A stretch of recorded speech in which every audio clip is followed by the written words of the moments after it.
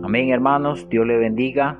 Le damos gracias al Señor por su misericordia, por permitirnos una vez más darle continuidad a este material, Fundamentos de la Fe Cristiana, de la editora Árbol de la Vida.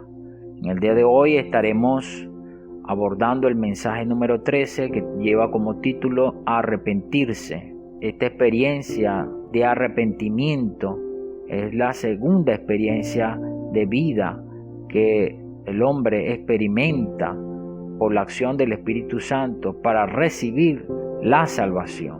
Antes de comenzar, quisiera orar con ustedes.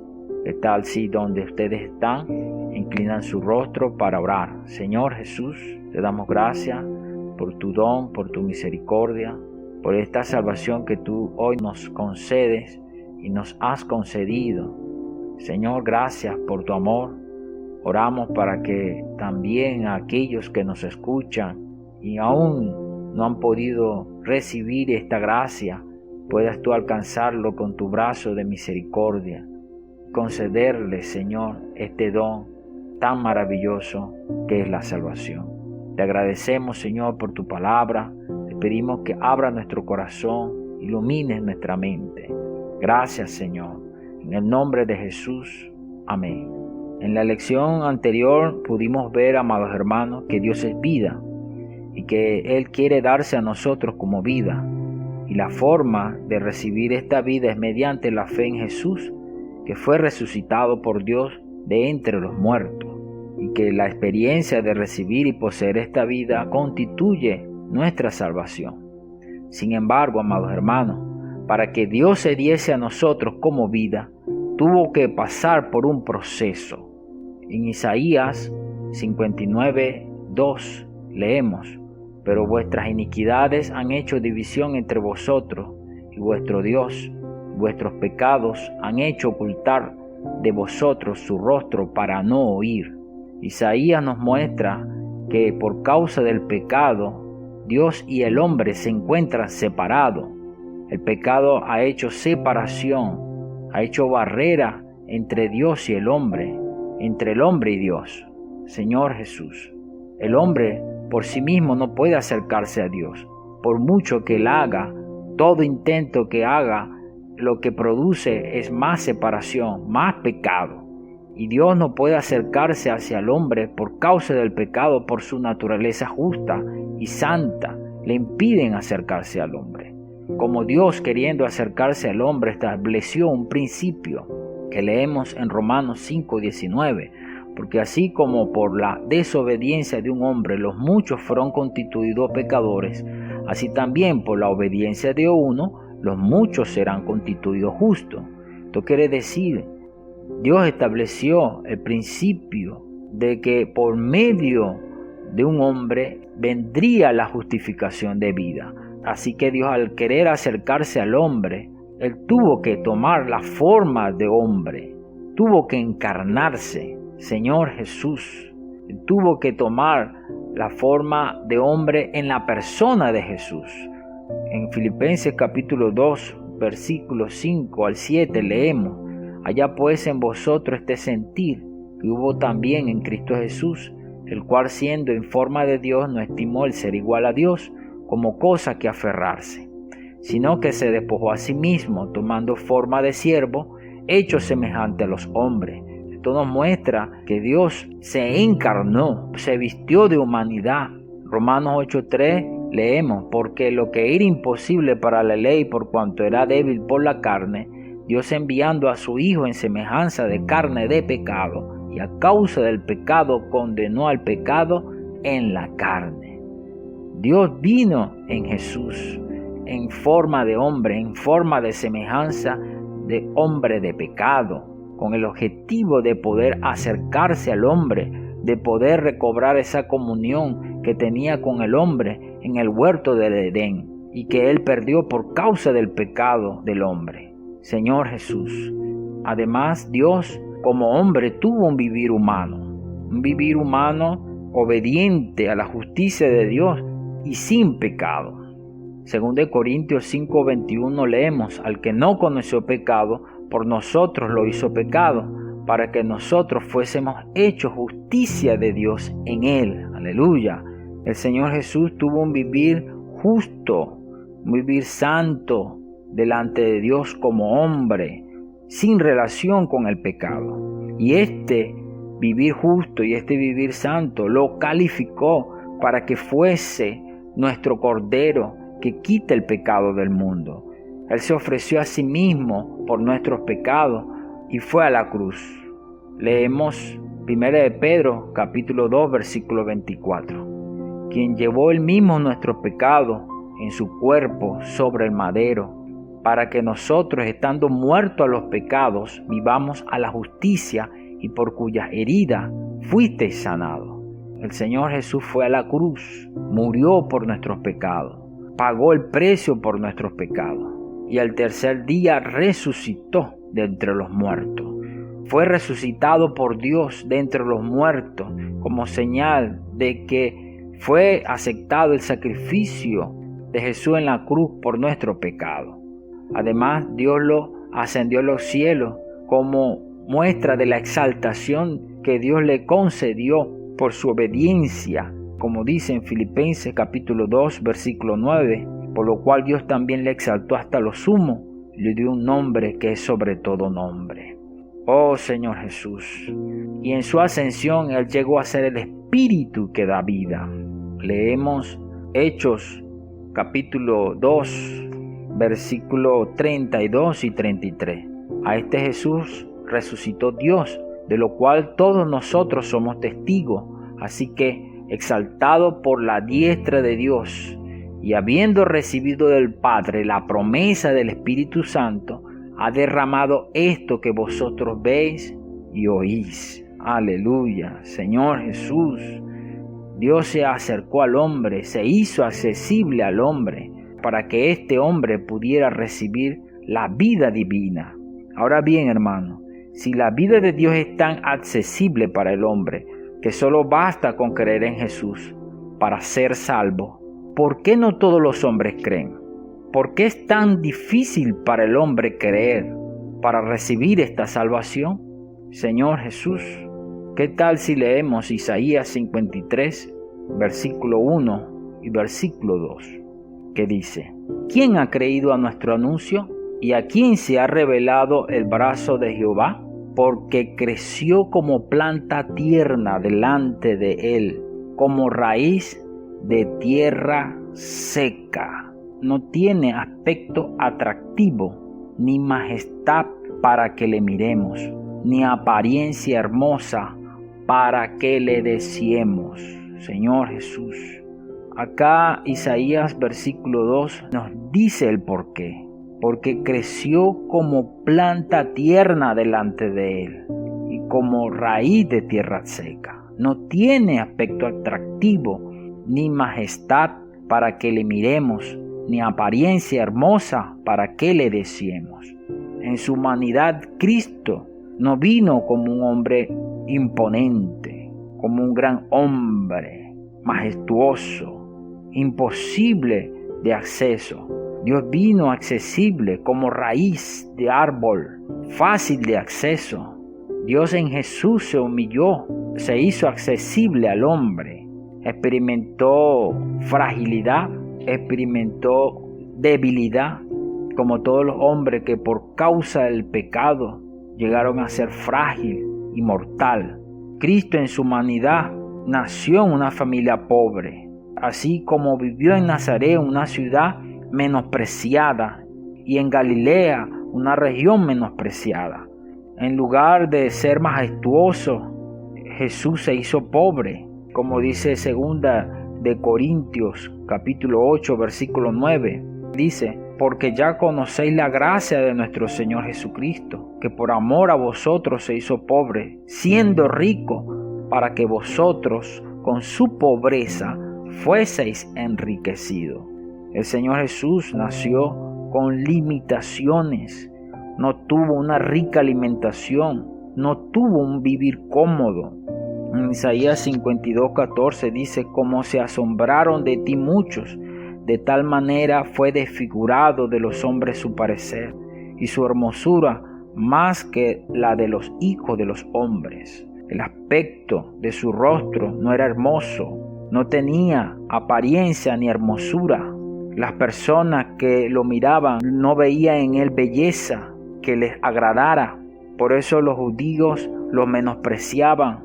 Los judíos probablemente esperaban que cuando el Redentor viniera su semblante fuera atrayente, así como el de Moisés cuando bajaba del monte de estar con Dios o de estar con Dios en el tabernáculo, que era resplandeciente, o como el de David, que era de hermosa apariencia. No obstante, él no tenía belleza, más bien aparecía acabado y viejo. Era un hombre que a los 30 años de edad era visto por las personas como si tuviera 50 años, según nos los muestra Juan 8, versículo 57.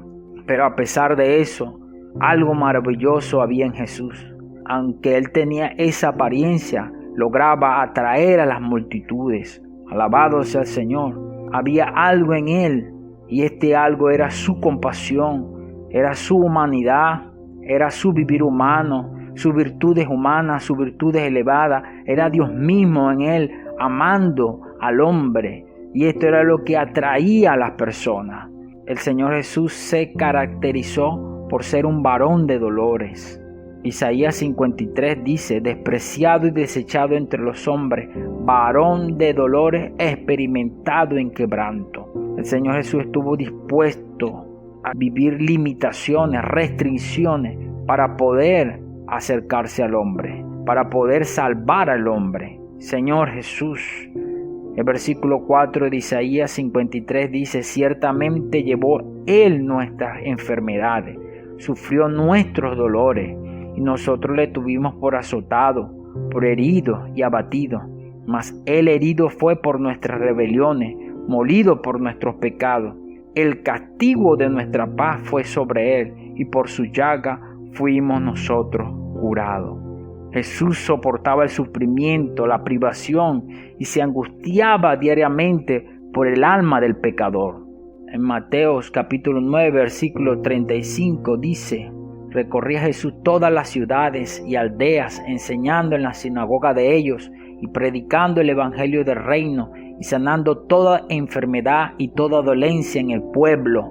Y al ver las multitudes, tuvo compasión de ellas, porque estaban desamparadas y dispersas como ovejas que no tienen pastor. El Señor Jesús tenía un fuerte sentimiento, pasión por las almas. Él se angustiaba diariamente por el alma del pecador. Iba de ciudad en ciudad predicando la salvación, predicando el evangelio y sanando toda enfermedad y toda dolencia. Pero a pesar de que Dios vino a nosotros por amor, se acercó a nosotros por amor, demostró algo que había en el hombre.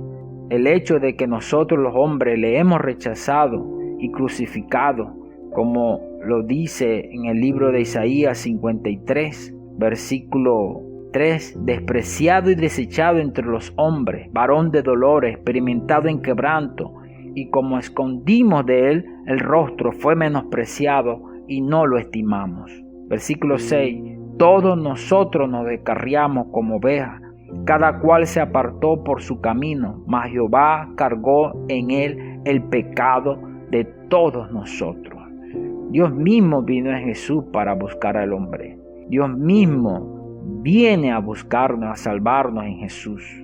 Y el hecho de que los hombres le han rechazado, le hemos rechazado y crucificado, demuestra una necesidad que hay en el hombre para poder ser salvo. Y esta necesidad lo podemos ver en Marcos capítulo 1, versículo 15, que dice: diciendo, el tiempo se ha cumplido, el reino de los cielos se ha acercado, arrepentíos y creed en el evangelio.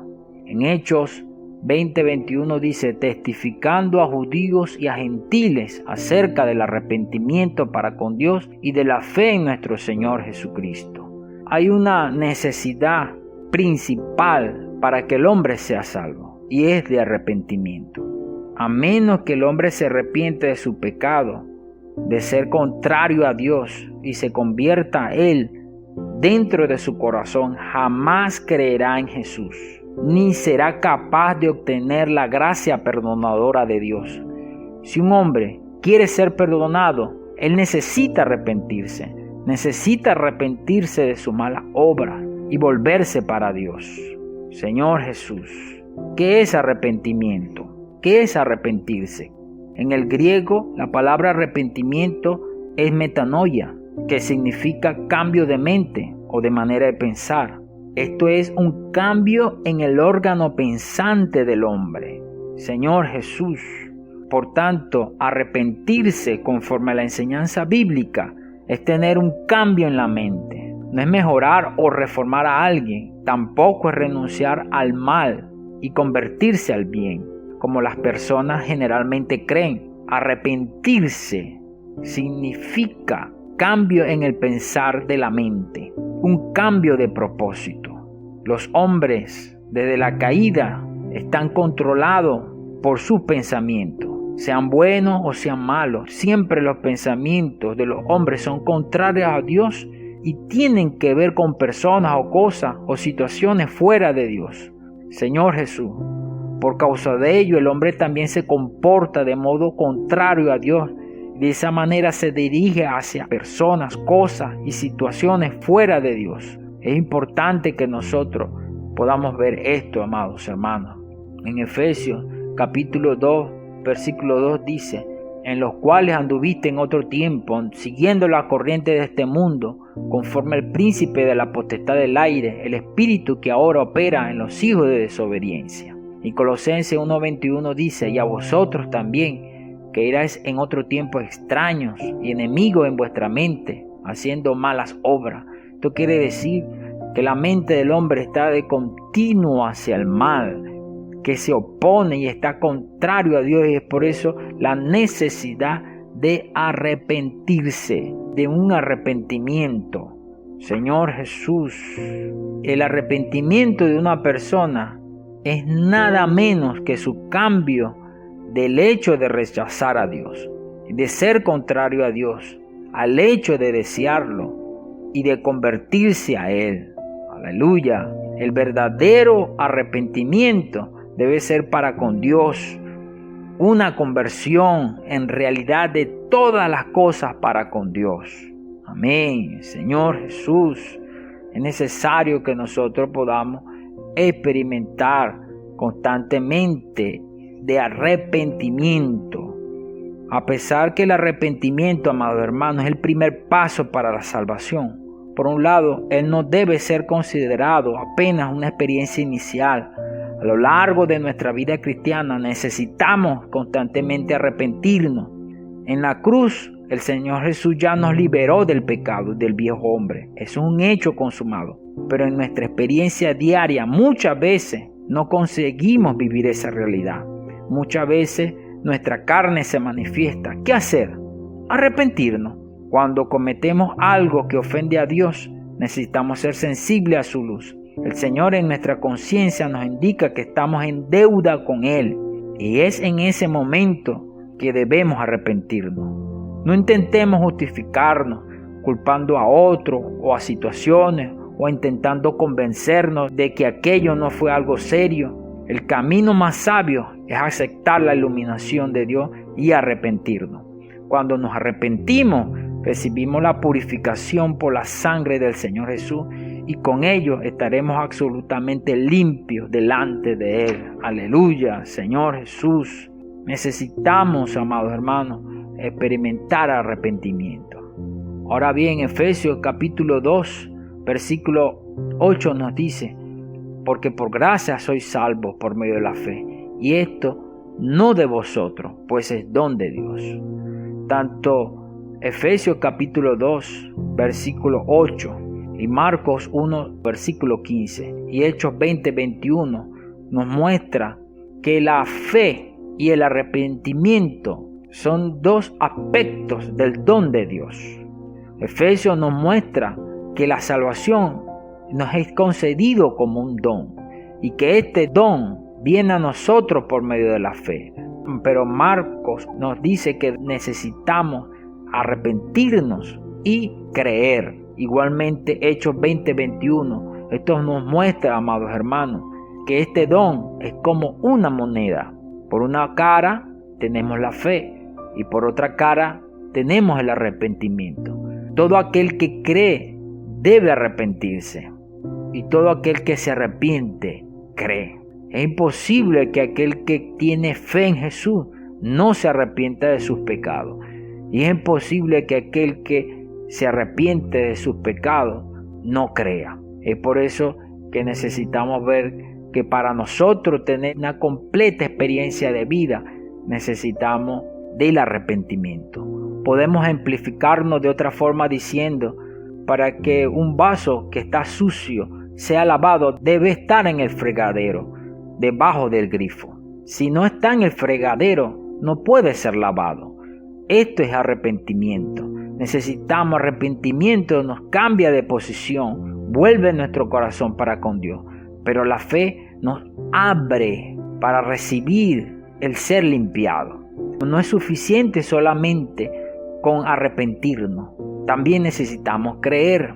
Porque si nosotros llevamos el vaso sucio al fregadero y no abrimos el grifo para que entre en él el agua, también el vaso queda sucio. No es suficiente que nos arrepintamos de nuestros pecados o nos lamentemos de nuestro pecado. Necesitamos también creer en lo que el Señor Jesús hizo por nosotros en la cruz. Necesitamos creer en su muerte, en su resurrección para perdón de pecado. Señor Jesús, alabado sea el Señor. Por eso es importante, amado hermano, que podamos ver este hecho. Señor Jesús, necesitamos ser iluminados. Muchas veces el hombre se considera justo delante de Dios, pero no es un asunto de, como decíamos antes, de mejorar o reformar algo, o de renunciar al mal y convertirse al bien. No, es un asunto de ver que estamos a espaldas de Dios. Dios vino en Jesús. Dios vino en Jesús para salvarnos, para acercarnos. ¿Cuántos de los hombres han visto que rechazar a Jesús es rechazar a Dios? No aceptar a Jesús es no aceptar a Dios. Y es permanecer con una mente enemiga a Dios. Oh Señor Jesús. Antes quizás teníamos ciertos conceptos y puntos de vista que considerábamos muy buenos, como Saulo de Tarso, por ejemplo, que en su celo perseguía a la iglesia, pensando que con eso estaba sirviendo a Dios. Sin embargo, en determinado momento una gran luz del cielo lo iluminó y cayó en tierra. Oyó la voz del Señor que le hablaba y a partir de allí su vida dejó de ser la misma. Señor Jesús, así como Saulo, todos nosotros estábamos en tinieblas antes de recibir la luz celestial en nuestro interior. El Dios de este siglo había cegado nuestra mente, Señor Jesús, nuestro entendimiento por mucho tiempo, para que la luz del Evangelio no resplandeciera. A pesar de eso, el Señor tuvo misericordia de nosotros y por su Santo Espíritu un día nos convenció de pecado, de nuestro vivir sin Dios, de la justicia exigida de Dios sobre nosotros y cumplida por Cristo, y del juicio venidero sobre todos los que no se arrepientan. Aleluya. Entonces nos arrepentimos y creímos en Él. Oh Señor Jesús, alabado sea el Señor. Juan 16:8 nos dice, y cuando Él venga, convencerá al mundo de pecado y de justicia y de juicio. Cuando Él venga, habla del Espíritu Santo. Cuando nos abrimos al operar del Espíritu Santo en nosotros, Él produce en nosotros fe y arrepentimiento. Aleluya. Amén, amados hermanos. Entonces quisiera terminar con ustedes dejándole algunas preguntas para rumiar un poco este mensaje. Pregunta número 1. ¿Por qué Jesús debió pasar por el proceso de la encarnación y el vivir humano, la muerte y resurrección? Pregunta número 2. Siendo alguien que a los 30 años parecía tener 50, ¿cómo Jesús lograba atraerla a las multitudes? Pregunta número 3. ¿por qué lo afligieron y mataron si no había cometido ningún pecado? Pregunta número 4. ¿Cómo fue su experiencia inicial de arrepentimiento para con Dios? Pregunta número 5. Estábamos en las tinieblas y Dios nos envió su luz. Explique cómo ocurrió esto con usted. Amén. Dios le bendiga, amados.